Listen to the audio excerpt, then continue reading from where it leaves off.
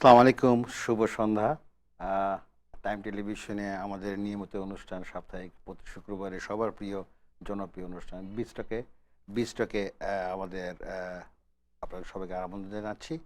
প্রিয় দর্শক, আজকে আমাদের বিস্টকের যে অতিথি অত্যন্ত পরিচিত, আমরা যাকে ফেস অফ দ্য কমিউনিটি বলি। বিভিন্ন ব্যবসা এবং সামাজিক কাজে উনি সম্পৃক্ত। আমাদের সবার প্রিয় Shahnawaz, president and CEO NY insurance and brokerage. আপনাকে অনেক স্বাগতম শাহনওয়াজ ভাই। আপনাকে ধন্যবাদ জামান ভাই। Thank you very much for coming to our show today, and আমার এটা গ্রেট প্লেজার আমার জন্য যে আমি আপনার শোটা করতে পারছি।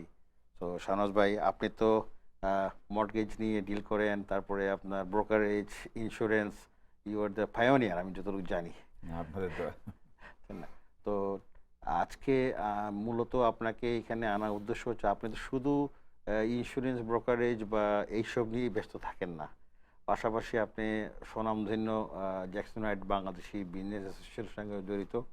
আপনি এটার মনে হয় সিনিয়র সহসভাপতি, নবনির্বাচিত কমিটির। পাশাপাশি আপনি New York Bangladeshi American Lions ক্লাবেরও প্রেসিডেন্ট নির্বাচিত হয়েছেন। তো আপনার তো আসলে এত ক্রেডেনশিয়াল, কি বলবো।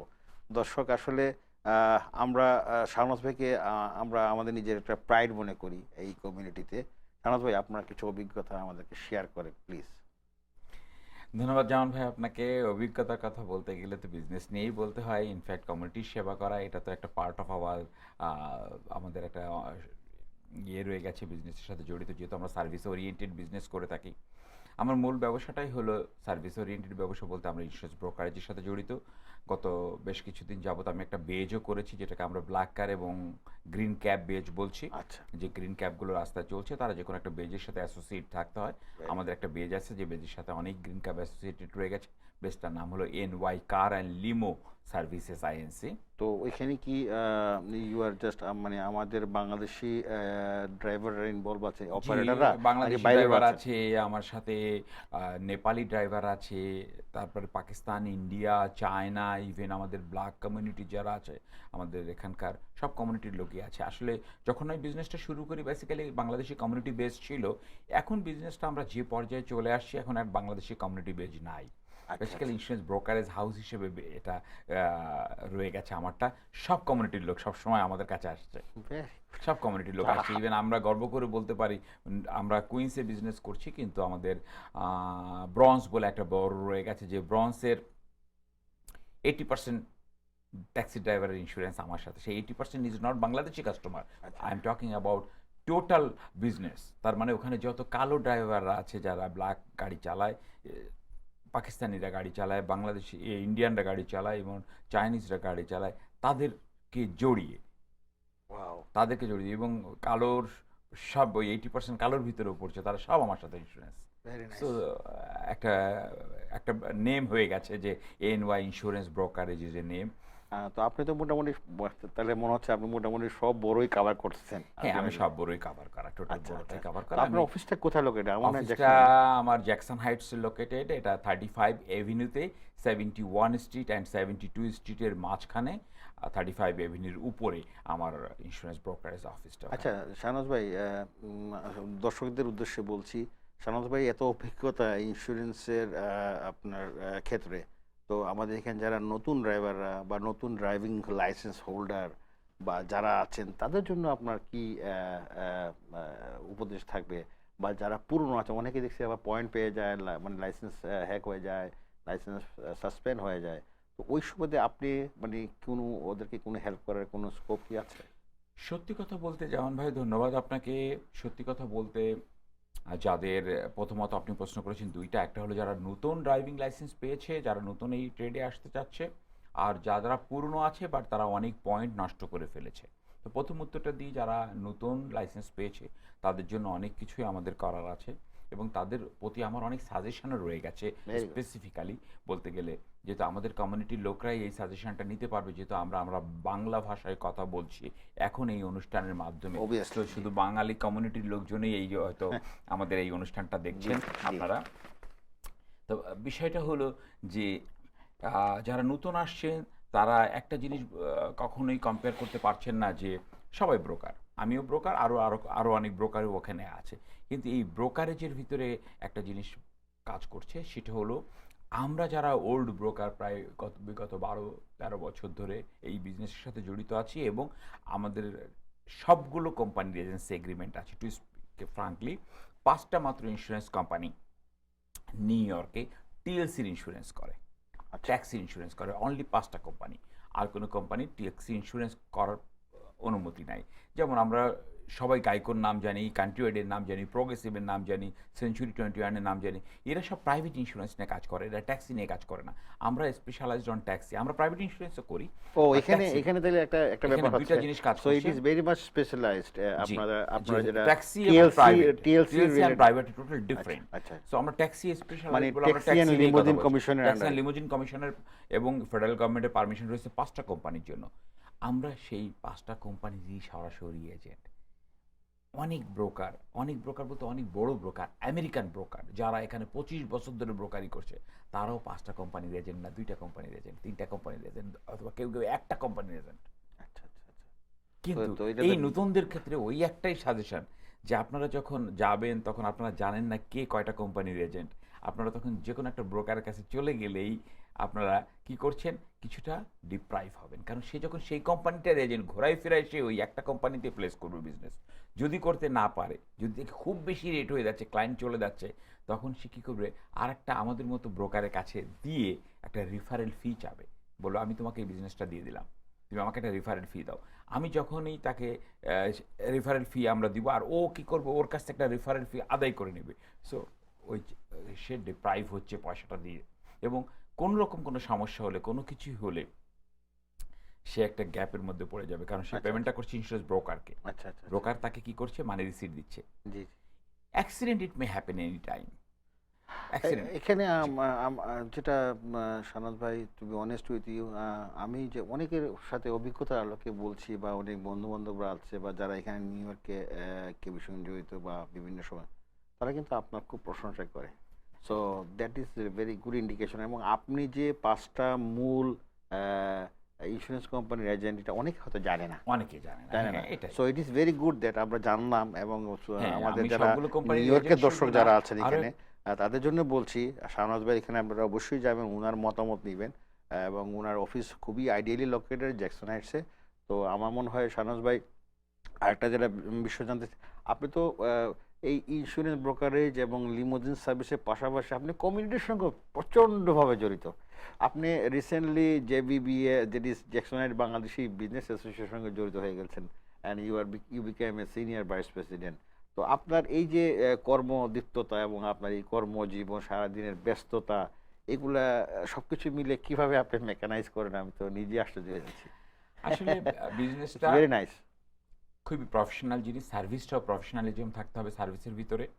যেহেতু আমরা একটা অবস্থানে চলে আসছি, আমার কোম্পানিটাকে নিয়ে বলছি, যার কারণে আমরা কি করেছি, আমাদের অফিসের প্রত্যেকটা ডিপার্টমেন্টকে আলাদা করে ফেলেছি।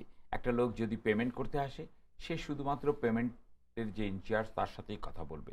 সে যদি একটা নতুন পলিসি করতে আসে, সে যে আন্ডাররাইটার আছে তার সাথেই কথা বলবে। আন্ডাররাইটার আবার ইন্স্যুরেন্স কোম্পানি ওয়াইজ ভাগ করা আছে। যখন যাবে তখন আন্ডাররাইটার দেখবে যে এই পলিসিটাকে ওই কোম্পানিতে দিলে রেটটা ভালো হবে এবং এই ড্রাইভারের জন্য উপকৃত হবে সে, তখন সেই আন্ডাররাইটারের কাছে ট্রান্সফার করে দেয়। কেউ যদি কোনো ক্লেম হ্যান্ডেল করতে আসে, ক্লেম হ্যান্ডেল করার জন্য আলাদা ডিপার্টমেন্ট আছে। So peoples are feeling very comfortable in my office. So being a honour or president or CEO of the organisation, আমার কিন্তু স্পেসিফিক শুধুমাত্র উপদেশ দেওয়া ছাড়া বা সুপারভিশন করা ছাড়া স্পেসিফিক খুব একটা কাজ নাই। সো আমি তখন কমিউনিটির কিছু সেবা করতে পারি, কমিউনিটির সাথে জড়িত হতে পারি, কমিউনিটির সেবার সাথে জড়িত হতে পারি। আচ্ছা, এই যে এখন মনে করেন রমজান আসছে, তাই না? রমজান মাসে আমি জানি না, আহ, সবচেয়ে বড় কথা, আপনি যেহেতু জেবিবির সঙ্গে জড়িত, আমি একটু অন্য ভিন্ন প্রসঙ্গে যাচ্ছি। তো রমজানের মাসে তো জ্যাকসন হাইটে ওভার ক্রাউডেড হয়, বাজার সব কিছু মিলে জেবিবির পক্ষ থেকে আপনারা কোনো কিছু উদ্যোগ নিচ্ছেন নাকি? আসলে সত্যি কথা বলতে আমরা জেবিবির পক্ষ থেকে অনেক অনেক ধরনের উদ্যোগ নিয়েছি এই রমজানকে সামনে রেখে। প্রথমত রাস্তার উপরে, রাস্তা বলতে বোঝাচ্ছি সাইড ওয়াকের উপরে যেন সাইড ওয়াক ব্লক করে কখনো লোক না রাখে। কিছু ইয়াং ছেলেপেলেও রাস্তার উপরে সাইড ওয়াক ব্লক করে রেখে তারা বিভিন্ন সময় পথচারী যারা চলাফেরা করতো তাদের প্রবলেম ক্রিয়েট করতো, বাইকগুলো রেখে দিত রাস্তার উপরে, ইভেন একটু ইচ্ছা করে হলেও লোকের গায়ের সাথে ঘষা দিয়ে দিয়ে ফেলতো, স্পেসিফিক্যালি মেয়েরা যাওয়ার সময়। এই প্রবলেমগুলো আমরা অলমোস্ট সলভ করে ফেলেছি লোকাল পেশেন্টের সাথে কথা বলে।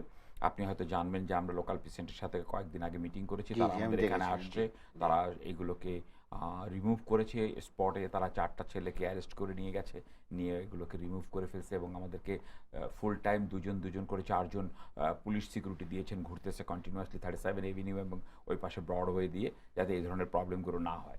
আমরা ইনিশিয়েটিভ নিয়েছি পুরো 73 এবং 74কে লাইটিং করব, আমরা বলবো যে ঈদ মোবারক বলে, এবং বাংলাদেশি শব্দটাকেও আমরা ওখানে খুব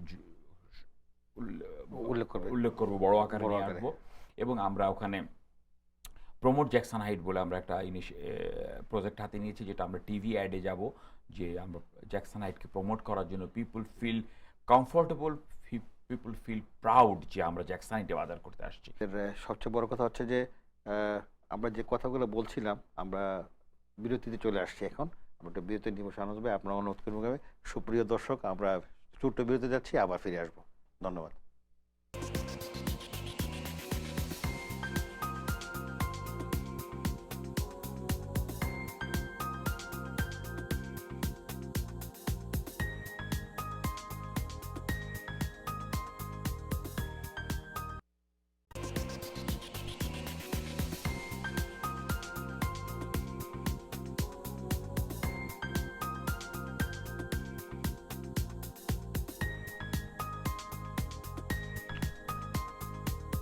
আবারও ফিরে আসলাম প্রিয় দর্শক, আবারও ফিরে আসলাম। আহ, আমি শাহনাজ ভাই আপনার সঙ্গে যে আলাপ করছিলাম, বিষয়টি খুবই গুরুত্বপূর্ণ। রমজানকে সামনে রেখে আমরা আলাপ করছিলাম। তো আসলে আপনি যে এই যে ইকোনমিক্যাল ইম্প্যাক্ট, আপনি তো আলটিমেটলি বাংলাদেশিদের জন্যই কাজ করছেন আপনার কোম্পানির মাধ্যমে বা ইন্স্যুরেন্স ব্রোকারেজের মাধ্যমে। এটা তো একটা হিউজ সিগনিফিকেন্ট ইম্প্যাক্ট হচ্ছে আমাদের, আমি মনে করি। You are giving a huge contribution in economical impact হচ্ছে। এবং আপনি আপনার যে এমপ্লয়িগুলো আছে, আপনার তো মনে হয় 99% এমপ্লয়ি বোধ হয় বাংলাদেশি, নাকি আমি ভুল জি বললাম? হ্যাঁ, সবই আমাদের বাংলাদেশি, 100%ই বাংলাদেশি আপাতত। তবে আমাদের কিছু আউটসাইডে কিছু আমার আমার সাথে যারা কন্ট্রাক্ট বেসিসে কাজ করে কিছু আছে, সে কন্ট্রাক্টগুলো হলো এখানকার লোক। যেমন আমার কম্পিউটার যেটা মেনটেনেন্স করে, আমাদের ডাটাবেজ মেনটেনেন্স করে, জি 3জন কাজ করে কম্পিউটারের উপরে, 3জনই এরা এখানকার আমেরিকান। এবং আমাদের যে ফোন সিস্টেমটা আছে, ফোন সিস্টেম নিয়ে যারা কাজ করে, এরা এখানে আমেরিকান। আচ্ছা আমাদের আচ্ছা একটা স্পেসিফিক ডাটাবেজ ইউজ করতে হয় আমাদের, যেটাতে টোটাল আমরা টোটাল পলিসিটাকে ওর ভিতরে রেখে দিই ডাটাবেজে, যেটা আমরা কোনো পেপারলেস, সেইটাকেও কন্ট্রোলিং করে একটা কোম্পানি, সে কোম্পানিটাও এখানকার আমেরিকান কোম্পানি। বাট ধন্যবাদ। যারা এমপ্লয়ি, 100% এমপ্লয়ি আমাদের বাংলাদেশে। আহ, আসলে সুপ্রিয় দর্শক, শাহনাজ ভাইয়ের কথা আমি যা বলছিলাম, আমার মনে হয় আমার কথার সঙ্গে রিয়েলিটি পাচ্ছেন। উনি আসলে এমন একটা উদার মানুষ, এবং উনি সবসময় আমাদের কমিউনিটিতে সার্ভিস দিয়ে থাকেন এবং সবসময়ই থাকেন। সম্প্রতি উনি আবার লায়ন্স ক্লাবের প্রেসিডেন্ট হয়েছেন। তো শাহনাজ ভাই, আপনার তো অনেক কৃতিত্ব এই কমিউনিটিতে। লায়ন্স ক্লাবের যে অ্যাক্টিভিটি আমি শুনলাম, এটা তো দে আর ডুইং অলসো ভেরি যে গুড। ইনশাল্লাহ আমরা লায়ন্স নিয়ে ভালো করার চেষ্টা করছি। লায়ন্স আমাদের এটা বেসিক্যালি নতুন ক্লাব, এই ক্লাবটার বয়স হলো 3 বছর কেবল। এখন আমরা এবছর আপনাদের দোয়ায় আমি প্রেসিডেন্ট হতে পেরেছি, এবং এবছরই ইন্টারন্যাশনাল লায়ন্স 100 বছর পূর্তি উদযাপন করতে যাচ্ছে, এবং আমরা সেই 100 ইয়ার্স সেলিব্রেশন করব। এবং এই সেলিব্রেশন প্রোগ্রামে এই বছরের জন্য এইবার সেলিব্রেশন করবেন আপনারা? আমরা করব, এবং ইন্টারন্যাশনালি করব, ইন্টারন্যাশনাল সব একসাথে মিলে আমরা 100 ইয়ার্স সেলিব্রেশন করব। So wow, it should be a very very big programme and very colourful এটা প্রোগ্রাম। কি নিউ ইয়র্কই করবেন নাকি না? এটা বেসিক্যালি নিউ ইয়র্কে একটা পার্ট হবে, ফ্লোরিডাতে একটা পার্ট হবে, এলেতে একটা পার্ট হবে। আমরা সব জায়গায় অংশগ্রহণ করব ঘুরে ঘুরে আচ্ছা আমরা। আচ্ছা আচ্ছা আচ্ছা আচ্ছা, ভেরি গুড। শাহনাজ ভাই, আরেকটা কথা, সেটা হচ্ছে যে আপনি আমাদের দর্শকদের উদ্দেশ্যে কিছু সাজেস্টিভ আমি চাচ্ছি দেওয়ার জন্য, টিপসের মতো আর কি। তো সেই ক্ষেত্রে লাইসেন্সের ক্ষেত্রে হোক বা ইন্স্যুরেন্সের ক্ষেত্রে হোক, এবং যেগুলা ইকোনমি রেটে, অনেকে আছে স্টুডেন্টরা, তাদেরও লাইসেন্স আছে, তারাও ইকোনমি রেট খুঁজে, এই ধরনের কোনো শর্ট টিপস আছে কিনা দর্শকদের উদ্দেশ্যে যদি বলেন, মেহরবানি করে। হ্যাঁ, সুপ্রিয় দর্শক মণ্ডলী, সত্যি কথা বলতে জামান ভাইকে অনেক ধন্যবাদ। জামান ভাই যে প্রসঙ্গটা তুলেছেন, লাইসেন্সের প্রসঙ্গ, ইনফ্যাক্ট লাইসেন্সের ব্যাপারে আপনারা হয়তো জানবেন যে এখানে প্রথমত ড্রাইভিং লাইসেন্স নিতে হয় ডিএমবির কাছ থেকে, এবং ড্রাইভিং লাইসেন্স নেওয়ার জন্য প্রথম কোয়ালিফিকেশনটা রয়ে গেছে যে আপনাকে লিগ্যালিটি থাকতে হবে, আপনার সোশ্যাল সিকিউরিটি নাম্বার থাকতে হবে, না হলে আপনি লাইসেন্স পাবেন না। সত্যি কথা বলতে বাংলাদেশ কমিউনিটির জন্য আমি কিছু কিছু ক্ষেত্রে হেল্প করছি, যারা এখানে ট্যুরিস্ট ভিসায় আসতেছেন এবং ট্যুরিস্ট ভিসা নিয়ে বেড়াতে এসছেন এবং চলেও যাবেন, কেউ থেকে যাবেন, তাদেরকেও আমি ড্রাইভিং লাইসেন্স করে দেওয়ার জন্য চেষ্টা করে যাচ্ছি এবং করে দিচ্ছি। আচ্ছা, যেমন এটা কি কোনো প্রসিডিউর অবশ্যই আছে? প্রসিডিউর হচ্ছে লিগ্যাল ওয়েতে, আচ্ছা আচ্ছা নাথিং ইজ ইললিগাল। আমরা এই যে আপনি জানেন যে আমরা আমেরিকাতে কোনো জিনিস কোনো ইললিগাল কোনো কিছু করতে পারবো না, এটা করা ঠিক হবে না, এটা করা যায়ও না। সো আমরা যেটা বলছি সবই লিগ্যাল ওয়েতে, এবং সেটা গভর্নমেন্টের অনুমতিক্রমে, ডিএমবির আচ্ছা অনুমতিক্রমে। তবে ডিএমবির কতগুলো প্রসিডিউর আছে যে প্রসিডিউরগুলো অনেকে জানেন না, যেগুলোকে মেনটেন করলে ডিএমবি আমাদেরকে দিবে। উইদাউট আচ্ছা আমার কাছে সোশ্যাল সিকিউরিটি নাম্বার না থাকলেও তারা আমাকে ড্রাইভিং লাইসেন্স দিবে। ট্যুরিস্ট ভিসা এসে আমি বেড়াতে এসে আমি ড্রাইভিং লাইসেন্স নিতে পারি। ও আচ্ছা আচ্ছা আচ্ছা যে প্রসিডিউরগুলো আছে, যে প্রসিডিউরগুলো ডিএমভির প্রয়োজন পড়ছে না যে তারা অ্যাডভার্টাইজিং করবে যে আমার এই জিনিস আছে, তোমরা আসো আমার কাছে, আমি তোমাকে driving licence, they don't need it. So we have to know যে কি রুলস ওর আছে, ওর বই থেকে আমার আচ্ছা, জেনে নিতে হবে। there are so জেনে many নিয়ে তখন laws আমি and সেই লতে bylaws, যাব। হ্যাঁ। There are so many law। হ্যাঁ এক লতে বলছি যে তোমার সোশ্যাল সিকিউরিটি না হলে তুমি তোমার স্টেট আইডি অথবা ড্রাইভিং লাইসেন্স প্রিন্ট আউট হবে না, ইয়েস। আরেকটা লতে বলছে যে হ্যাঁ প্রিন্ট আউট হবে, কিন্তু তাকে এইভাবে আসতে হবে, এই ডকুমেন্টেশন সাবমিট করতে হবে। তো আমরা সেই ডকুমেন্টেশন সাবমিট করবো, which is legal, not illegal. আচ্ছা আচ্ছা নাথিং কোনো কিছু আমরা আন্ডার দ্য টেবিল করছি, is open legal, open open legal with the legal procedure. এটা আমাদের জানতে হবে যে কি কাজ করলে তাহলে আমরা এটা নিতে পারবো। এইটা না হলে second, what is the second option? এই Right. সেকেন্ড অপশন নিয়ে আমরা আর কাজ করি না। সেকেন্ড অপশনের ব্যাপারে আমি সহযোগিতা করবো যারা আসছেন নতুন। দ্বিতীয়ত সাজেশন বলবো, যদি যারা পুরনো আছেন ইন্স্যুরেন্স করতে চান, স্পেসিফিক্যালি টিএলসির ইন্স্যুরেন্স কেউ যদি করতে চান, আপনারা একবার আমার অফিসে আসেন, একবার আমাদের সাথে কথা বলেন। কারণ আমাদের এখানে কতগুলো প্রসিডিউর রয়েছে, যে প্রসিডিউরগুলো সত্যি সত্যি কমফোর্টেবল প্রসিডিউর। এখানকার সিস্টেম হলো কোনো ব্রোকারেজ হাউসের ভিতরে কেউ ঢুকতে পারে না।